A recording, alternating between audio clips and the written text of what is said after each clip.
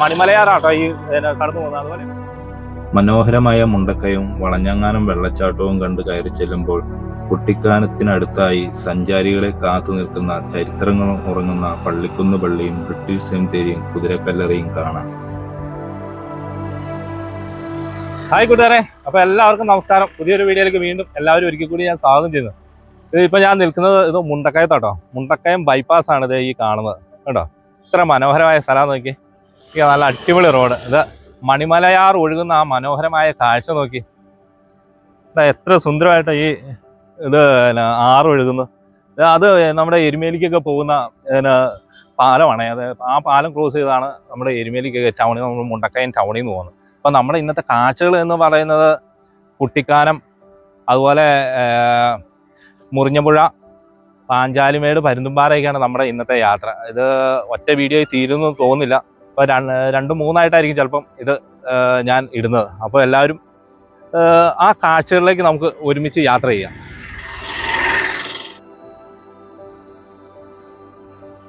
നല്ല കാഴ്ചകളുള്ള മനോഹരമായ ഒരു സ്ഥലമാണ് നമ്മുടെ ഈ മുണ്ടക്കയം.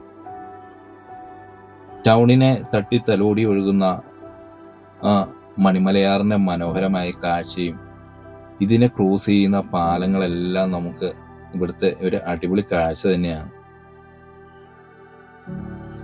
ഇവിടുന്ന് വിദൂരതയിൽ കാണുന്ന കുന്നിൻ ചെരുവുകളും റോഡുകളും എല്ലാം നമ്മുടെ ഈ സ്ഥലത്തിൻ്റെ പ്രത്യേകതയാണ്. ഇടുക്കി കോട്ടയം ജില്ലയുടെ അതിർത്തി പ്രദേശമാണെങ്കിലും കാഴ്ചകൾ കൊണ്ട് സമ്പന്നമായ ഒരു സ്ഥലം കൂടിയാണ് ഈ മനോഹരമായ നമ്മുടെ മുണ്ടക്കയം. ഏതായാലും ഇതിൻ്റെ ഈ വഴി നല്ല അടിപൊളി വഴിയാട്ടോ. ഇപ്പം ഈ മുണ്ടക്കയം കൂടി നമുക്ക് എങ്ങോട്ട് പോകാനാണ് കട്ടപ്പനയോ കുമളി അതുപോലെ എരുമേലിക്കോ പോകുന്നവർക്ക് ടൗണിൽ കയറാതെ ഈ റോഡിൽ കൂടി നല്ല അടിപൊളിയായിട്ട് പോകും. ഒരു തിരക്കുമില്ല. നല്ല മനോഹരമായ കാഴ്ചകൾ കണ്ട് തന്നെ നമുക്ക് ഇതിൻ്റെ സൈഡിൽ കൂടെ പോകാം. ഈ മണിമലയാറിൻ്റെ സൈഡിൽ കൂടെയൊക്കെ നമുക്കുള്ള ആ കാഴ്ചകളൊക്കെ കണ്ട്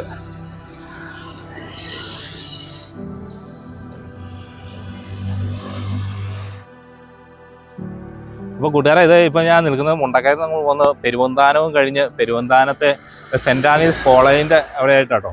ഇത് KK റോഡാണ് ഈ പോകുന്നത്, കോട്ടയം കുമളി. അത്ര മനോഹരമായ സ്ഥലമല്ല ഇത്. ഇത് നോക്കി, ഇതിൻ്റെ പുറയിലേക്കൊക്കെ നോക്കി, ഉണ്ടോ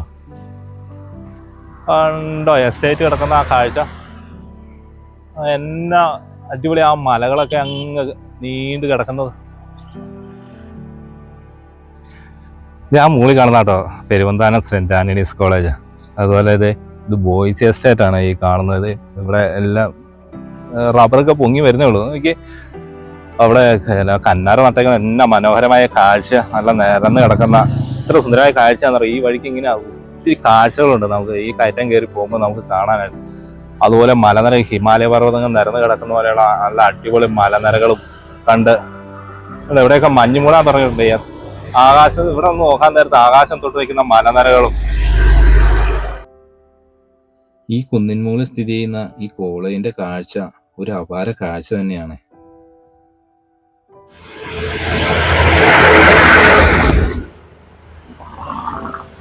ഇപ്പൊ കൂട്ടുകാരെ, ഇവിടെ നിന്ന് നോക്കിയാൽ എത്ര നല്ല അടിപൊളി കാഴ്ച അറിയോ. അത് നോക്കി, നമ്മൾ ആ കാണുന്ന കന്നാര നട്ട് വെച്ചേക്കുന്ന അവിടെ നിന്നാട്ടോ അതിന്റെ ഇടയ്ക്കൊക്കെ അങ്ങ് ലാസ്റ്റ് കണ്ടില്ല തെളിഞ്ഞു കിടക്കുന്ന അതിക്കടെ ആട്ടോ നമ്മൾ കയറി വന്നത്. അതുപോലെ അത് നോക്കി ആ എസ്റ്റേറ്റ് കിടക്കുന്നത് എത്ര മനോഹര കാഴ്ച. അങ്ങനെ ഇവിടെ നിന്ന് നോക്കിയാൽ അതിൽ എല്ലാം ചെറിയ ചെറിയ വഴികളൊക്കെ കാണാവേ. ഇവിടെ മലനിരകളൊക്കെ എത്ര ഭംഗിയുള്ള കാഴ്ച. അവിടെ ഇവിടെയായിട്ട് വെള്ളച്ചാട്ടങ്ങള്. ഇതിന്റെ താഴേക്കൊക്കെ ഭയങ്കര ഗവിയാണേ. ഇതിന്റെ തൊട്ട് താഴെ ഒരു വീടുണ്ട് കേട്ടോ. ഇതൊക്കെ എങ്ങനെ ഇവിടെ ഈ വണ്ടിയെ പേടിച്ച് താമസിക്കുന്നത് കിടക്കുന്നു എന്നുള്ളതൊക്കെ അവരെയൊക്കെ സമ്മതിക്കണം. അതുപോലെ അവിടെ ഒരു പള്ളിയൊക്കെ കാണുന്നുണ്ട്. അതൊക്കെ എവിടെയാണോ ആ സ്ഥലമൊക്കെ. ഏതായാലും നല്ല വെള്ളച്ചാട്ടങ്ങൾ, നല്ല മഴയൊക്കെ ഉള്ളപ്പോഴാണ് മൊത്തം വെള്ളച്ചാട്ടങ്ങൾ കൊണ്ടൊരു അഭിഷേകമായിരിക്കും അവിടെയൊക്കെ കാണാൻ.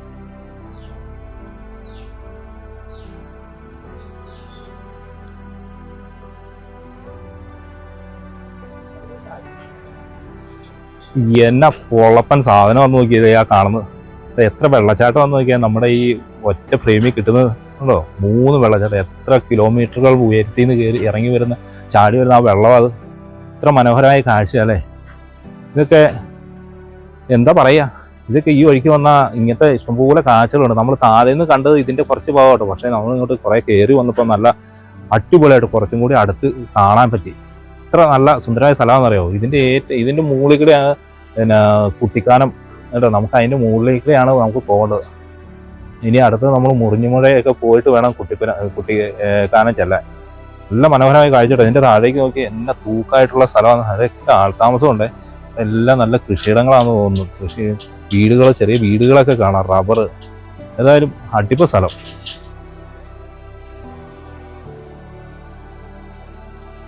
ഇപ്പം നമ്മുടെ കേക്കാർ റോഡിലെ വളഞ്ഞങ്ങാനം വെള്ളച്ചാട്ടത്തിൻ്റെ അവിടെയാണ് നിൽക്കുന്നത്. അടിപൊളി കാഴ്ച കേട്ടോ. അത് ഇവിടെ നോക്കി, ഇവിടെ ഇങ്ങനെ ചായക്കടകളൊക്കെ ഉണ്ട് കേട്ടോ. ഇവിടെ ചായയൊക്കെ കുടിച്ച് നല്ല അടിപൊളി കാഴ്ച. ഇപ്പോൾ ആൾക്കാരൊക്കെ വന്നു പോകുന്നു. ഈ ആ വെള്ളച്ചാട്ടം ഇന്ന അടിപൊളിയാന്ന് നോക്കി. നമുക്ക് അതിൻ്റെ അടുത്തേക്കൊന്ന് പോകാം. KK റോഡിൽ പോകുന്ന സഞ്ചാരികളെ കുളിരണിയിക്കുന്ന ഒരു കാഴ്ച തന്നെയാണ് ഈ വളഞ്ഞങ്ങാനം വെള്ളച്ചാട്ടം. ഇവിടെ ഈ ഒരു കാഴ്ച കാണാതെ ആരും ഇവിടുന്ന് യാത്ര തുടരുകയില്ല. എന്നാലും ഈ വഴിക്ക് പോകുന്നവർക്ക്, യാത്രക്കാർക്ക് ആകർഷിക്കുന്ന നല്ല ഒരു അടിപൊളി വെള്ളച്ചാട്ടമാണ് ഈ വളഞ്ഞങ്ങാനം. ഇതിൻ്റെ താഴെ ഇറങ്ങി അങ്ങ് മുകളിൽ നിന്ന് നല്ല ഉയരത്തിൽ നിന്നായിട്ട് ഇറങ്ങി വരുന്നത്. അതിൻ്റെ താഴെ ഇറങ്ങി ഫോട്ടോ എടുക്കാനൊക്കെ നല്ല അടിപൊളി സ്ഥലമാണ്. അത് തന്നെ നല്ല ശക്തമായ വെള്ളമുള്ളപ്പോൾ ഈ റോട്ടിലൊക്കെ ഭയങ്കര മഞ്ഞടിച്ച് കയറും. ഇത്ര മനോഹരമായ കാഴ്ച എന്ന് പറയാം. ഇവിടെ വരുന്ന സഞ്ചാരികളെല്ലാം ഇവിടെ നിർത്തി ഫോട്ടോയൊക്കെ എടുത്തേ ഇവിടുന്ന് പോകുള്ളൂ. അതുപോലെ ഇവിടെ ഉണ്ട് വാനരന്മാരുണ്ടേ. അവന്മാരെയൊക്കെ സൂക്ഷിക്കണം. അവന്മാർ അതിൻ്റെ കയ്യിലിരിക്കുന്ന സാധനങ്ങളൊക്കെ തട്ടിപ്പറിച്ചുകൊണ്ട് പോകും.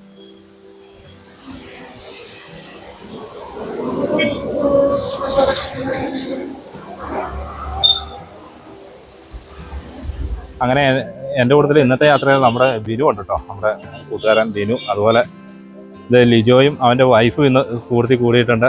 ഇന്ന് ഞങ്ങൾ ചുമ്മാ എല്ലാം പെട്ടെന്നായിരുന്നു, ഒറ്റ പോക്ക്.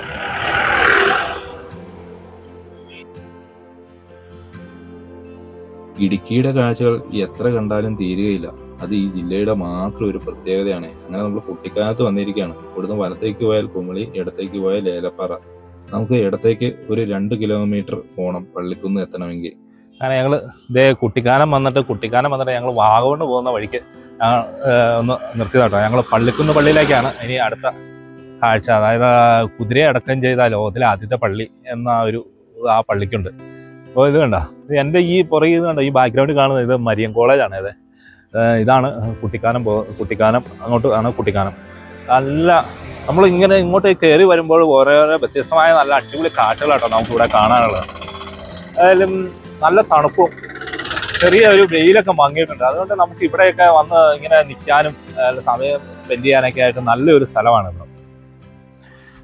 നമ്മളങ്ങനെ ഈ കുട്ടിക്കാനം കയറിയാൽ പിന്നെ അപ്പുറത്തേക്ക് മൊത്തം പിന്നെ തേയിലത്തോട്ടം കേട്ടോ. അതുകൊണ്ട് എൻ്റെ ബാക്ക്ഗ്രൗണ്ടിൽ ഇവിടെ എല്ലാം തേയിലത്തോട്ടമാണ്.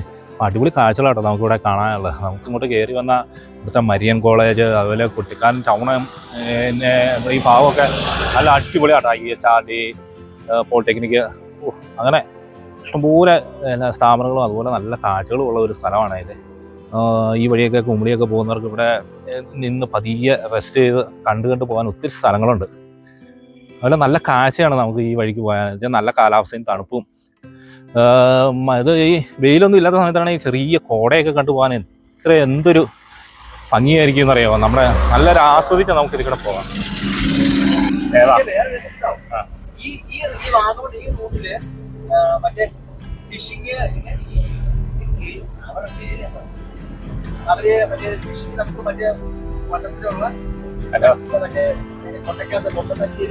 കൊട്ടസഞ്ചി സവാരിയാ. അതിവിടെ അല്ലല്ലോ, അത് വാഗമണിലല്ലേ? അത് അപ്പുറത്താണേ. നമ്മള് അതിമനോഹരമായ കുട്ടിക്കാനം ഏലപ്പാറ റോട്ടിൽ കൂടിയാണ് സഞ്ചരിച്ചുകൊണ്ടിരിക്കുന്നത്. നമ്മൾ പോകുന്ന പള്ളിക്കുന്ന് പള്ളിയിലേക്ക് കേട്ടോ. അവിടുത്തെ പ്രത്യേകത എന്നാന്ന് പറയുന്നത്, ലോകത്തിൽ ആദ്യമായിട്ട് കുതിരയെ, ഒരു മൃഗത്തെ അടക്കം ചെയ്തേക്കുന്നത്, അത് ഡൗണി എന്ന് പറഞ്ഞ ഒരു കുതിരയെ അവിടെ അടക്കം ചെയ്തിട്ടുണ്ട്. ആ പള്ളിയുടെ അങ്ങോട്ടാണ് നമ്മൾ ഈ പോകുന്നത്. അതിലും അത് വളരെ വർഷങ്ങൾ പഴക്കമുള്ള ഒരു പള്ളിയും കൂടിയാണത്. ഇത് കണ്ട, ആ പള്ളിയുടെ ബോർഡൊക്കെ ഇവിടെ വെച്ചിട്ടുണ്ട്. CS ഈസ്റ്റ് കേരളമായിട്ട് ഡയസിസ് ബ്രിട്ടീഷ് സെമിട്രി പള്ളിക്കുന്ന് അതൊക്കെ ഇവിടെ എഴുതിയൊക്കെ വെച്ചിട്ടുണ്ടാവുക. ഇപ്പൊ മൊത്തം മരങ്ങളാണ്. ഇത് കാറ്റാടി മരം, സൈപ്രസ് എന്ന് പറഞ്ഞ ഒരു മരമാണ് ഇത് മൊത്തം. നമ്മൾ അതിന്റെ ഈ എൻട്രൻസിലേക്ക് പ്രവേശിക്കുക. നമ്മൾ അതിന്റെ അകത്ത് മൈതാനത്ത് കൊണ്ടുപോയി വണ്ടി ഇട്ടിട്ട് നമുക്ക് കാഴ്ചകൾ കാണാം. ഗേറ്റ് നമുക്ക് ഇറങ്ങാം.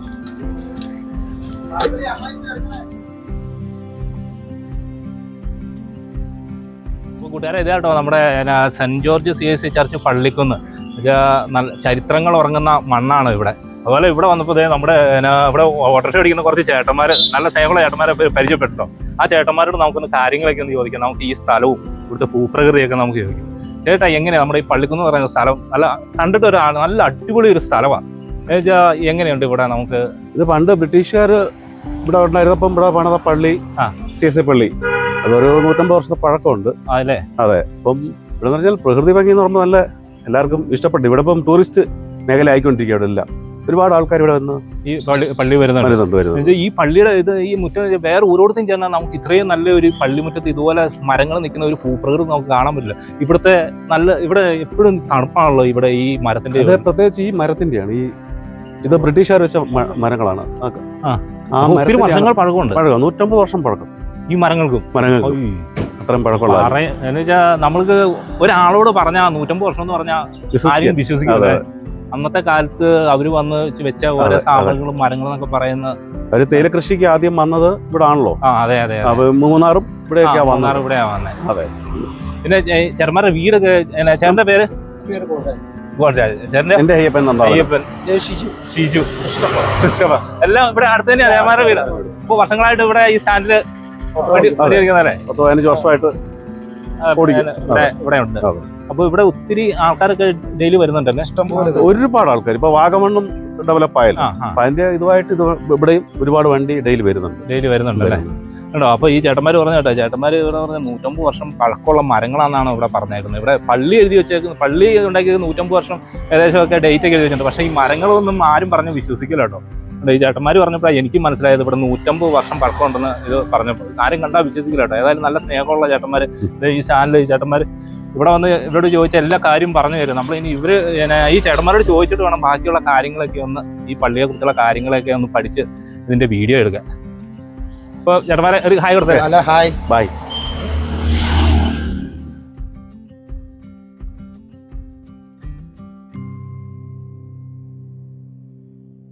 അപ്പൊ ഞങ്ങള് അതിന്റെ അകത്ത് കയറിട്ടോ. ചേട്ടന്മാർ പറഞ്ഞ കാര്യങ്ങളൊക്കെ കേട്ട് ഞങ്ങൾ അതിന്റെ അകത്ത് കയറി. ഇനി കത്തേരത്തിനെ ഞങ്ങൾ കണ്ടിട്ടോ. കത്തേരത്തിന് ഇപ്പോൾ വരാമെന്ന് പറഞ്ഞിട്ടുണ്ട്. ഏതായാലും ഇവിടെ ഒരു രക്ഷയില്ല കേട്ടോ. നോക്കി, മരകൾ കൊണ്ട് അമ്മാനമാടുന്ന ഒരു പള്ളിയാട്ടോ. നോക്കി, ഇതവിടെ ഒരു പള്ളി ഉണ്ടെന്ന് കണ്ടാൽ പറയുമോ? പക്ഷെ അതിൻ്റെ അകത്ത് പള്ളിയുണ്ട്. ഈ സൈപ്രസ് മരങ്ങളുടെ ഇടയ്ക്ക് ഇരിക്കുന്ന ആ പള്ളികളുടെ ആ മനോഹരമായ കാഴ്ച, ഇങ്ങനെ മരങ്ങളുള്ള ഒരു പള്ളി വേറെ ഒരു സ്ഥലത്ത് എന്തായാലും കാണുകയില്ല.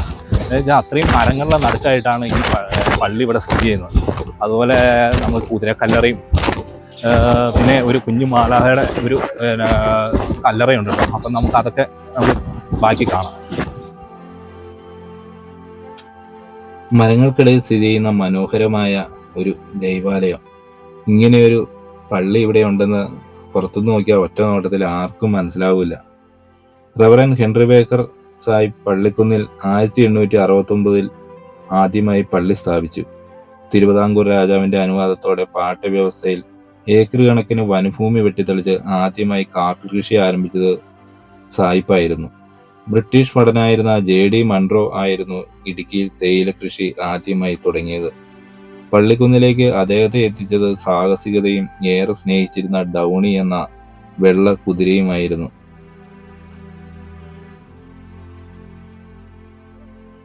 ഈ പള്ളിയുടെ ഉള്ളിലേക്ക് പ്രവേശിക്കുമ്പോൾ തന്നെ ഹെൻറി ബേക്കർ സാഹിബിന്റെയും പിന്നെ അക്കാലത്ത് ഇവിടെ സേവനം ചെയ്ത വൈദികരുടെയും പേരൊക്കെ എഴുതി വെച്ചിട്ടുണ്ട്. അപ്പോൾ നമുക്ക് ഈ പള്ളിയുടെ ഉള്ളിലെ കാഴ്ചയൊന്ന് കാണാട്ടോ. നല്ല എത്ര വർഷം പഴക്കമുള്ള പള്ളി, നല്ല മനോഹരമായ പള്ളി തന്നെയാണ് ഇതിന്റെ ഉൾഭാഗം. ഉണ്ടോ ഇതിന്റെ ബെഞ്ച്? ഈ ബെഞ്ചിന്റെ അടിയിൽ ആരെങ്കിലും എവിടെയെങ്കിലും പള്ളി ശ്രദ്ധിച്ചിട്ടുണ്ടോ? എനിക്ക് തോന്നുന്നു ഈ തണുപ്പ്, ഈ പ്രദേശമെല്ലാം നല്ല തണുപ്പായതുകൊണ്ടാണ് എനിക്ക് തോന്നുന്നത് കാല് കയറ്റി വെക്കാനായിട്ട് പണിതേക്കുന്ന ഓരോ ബെഞ്ചിന്റെയും പുറകിൽ അതുപോലെ പണിതിട്ടുണ്ട് കേട്ടോ. പുറത്തുനിന്ന് കാണുന്നത് പോലെ അകത്തും നല്ല മനോഹരമായ കാഴ്ച തന്നെയാണ്.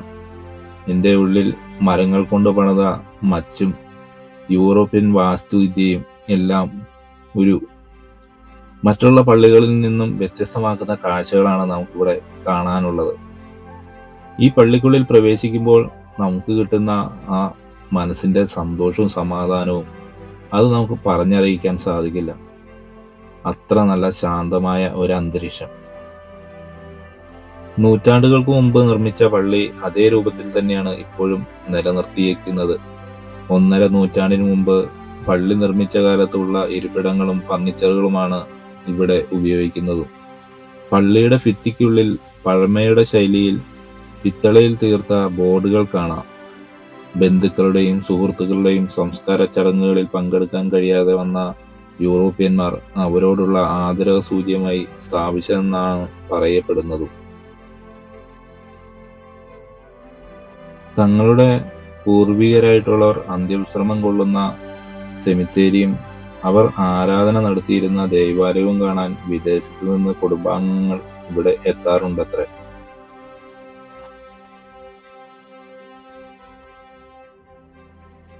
പിന്നെ നമ്മള് ഇവിടെ വന്നാൽ നമുക്ക് പോകാൻ തോന്നൂല.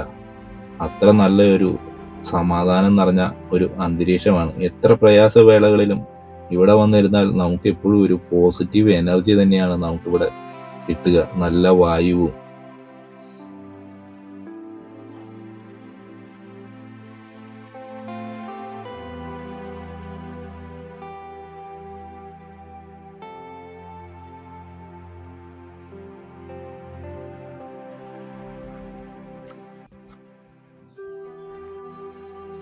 ഈ കാണുന്ന കേട്ടോ ഇതിന്റെ മുൻഭാഗത്തെ വാതില്, ഇത് രണ്ടാമത് പണിതാണോ എന്ന് എനിക്കൊരു സംശയമുണ്ട്. അത് എന്ന് അറിയാവുന്നവരുണ്ടോ ഒന്ന് കമന്റ് ചെയ്യണേ. ഇത് കറക്റ്റ് അറിയില്ല. ഇത് KJ ശമുവേൽ തിരുമേനിയാണ് ഇത് ഡെഡിക്കേറ്റ് ചെയ്തേക്കുന്നത്.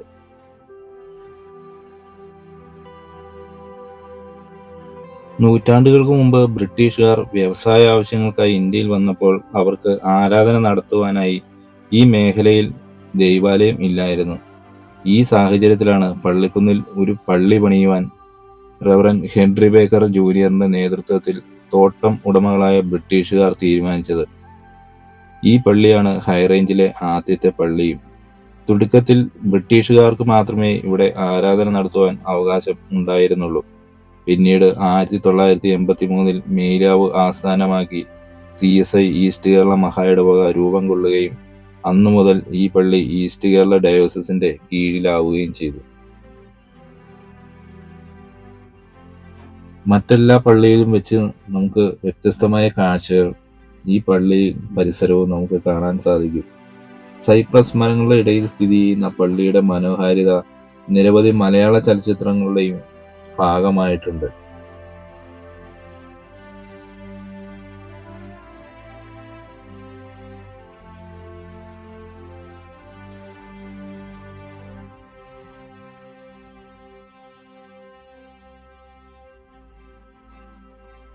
ഇനി നമുക്ക് ഏതായാലും ബ്രിട്ടീഷ് സെമിത്തേരിയും കുതിരക്കല്ലറയൊക്കെ നമുക്കൊന്ന് കാണാം. ദുർഘടമായ മലനിരകൾക്കിടയിലൂടെ പച്ചപ്പട്ടുടുത്തു നിൽക്കുന്ന തേയിലത്തോട്ടത്തിനുള്ളിലെ വഴിയിലൂടെ തന്റെ യജമാനനെയും കൊണ്ട് പ്രൗഢിയോടെ വരുന്ന കുതിരയെ കാണാൻ ആളുകൾ നോക്കി നിൽക്കുമായിരുന്നു. 1898 യാത്രാമധ്യേ ആഷ്ലി എസ്റ്റേറ്റിന് സമീപമുള്ള താഴ്ചയിലേക്ക് വീണ് 63-ാം വയസ്സിൽ മൺറോയും അദ്ദേഹത്തിന്റെ എല്ലാ യാത്രയിലും കൂടെ ഉണ്ടായിരുന്ന ഡൗണി എന്ന വെള്ളക്കുതിരയും മരണപ്പെട്ടു. തന്നെ അടക്കം ചെയ്യുന്നിടത്ത് കുതിരയെയും അടക്കം ചെയ്യണമെന്ന് കൂടെയുള്ളവരോട് ആവശ്യപ്പെട്ടിരുന്നു. JD മൺറോയുടെയും ഡൗണിയുടെയും ഉൾപ്പെടെ 38 കല്ലറകൾ ഈ പള്ളി സെമിത്തേരിയിലുണ്ട്. മരിച്ചവരുടെ പേര് വിവരങ്ങൾ എല്ലാം ഇവിടെ എഴുതി വച്ചിട്ടുണ്ട്. കല്ലറകൾക്ക് നടുവിലായി കൈ നഷ്ടപ്പെട്ട ഒരു കുഞ്ഞു കൊച്ചിന്റെ പ്രതിമ കാണാം. ജന്മദിന ആഘോഷത്തിൽ മരണപ്പെട്ട ബ്രിജിറ്റ് മേരി എന്ന കുഞ്ഞു മാലാഖയുടേതാണ് ഇത്. ഇന്ത്യക്കാരെ അടക്കാൻ അനുവാദം ഇല്ലാതിരുന്ന ഈ പള്ളിയിൽ 1901 ശുശ്രൂഷകനായി സേവനമനുഷ്ഠിച്ചിരുന്ന വൈദികനായ റെവറൻ നല്ലതമ്പിയെ മാത്രമാണ് അടക്കിയിരിക്കുന്നത്. പിന്നീട് വളരെ വർഷങ്ങൾക്ക് ശേഷം ജിൽമ ക്ലർക്ക് എന്ന ഒരു വനിതയെയും അടക്കം ചെയ്തു. വേറെ എവിടെ ചെന്നാലും ഇത്രയും മനോഹരമായ ഒരു സെമിത്തേരി കാണാൻ സാധിച്ചെന്നിരിക്കില്ല കേട്ടോ. എന്നാ വൃത്തിയും എന്നാ മനോഹരമായ ഒരു കാഴ്ച. നമുക്കിതൊരു സെമിത്തേരി ആണെന്ന് നമുക്ക് തോന്നൂല. ഇത് ഈ കാണുന്ന ഇവിടുത്തെ ഈ പള്ളിയുടെ പാരിഷുകളാണ്. അതായത് ഇവിടെയാണ് ഫുഡ് കോർപ്പറേഷൻ ഓഫ് ഇന്ത്യയുടെ ഗോഡൌൺ ആയിട്ട് ഇത് ഇപ്പം എടുത്തേക്കുവാണ്. ഇവിടുന്നാണ് ഈ കുമ്മളി ഇങ്ങോട്ടുള്ള സൈഡിലേക്കുള്ള എല്ലാ ഭാഗങ്ങളിലും റേഷൻ കടകളിലേക്ക് അങ്ങനെയുള്ള സ്ഥലങ്ങളിലേക്കൊക്കെ അരിയൊക്കെ വിതരണം ചെയ്യുന്നത് ഇവിടെ സൂക്ഷിച്ചതിന് ശേഷമാണ്.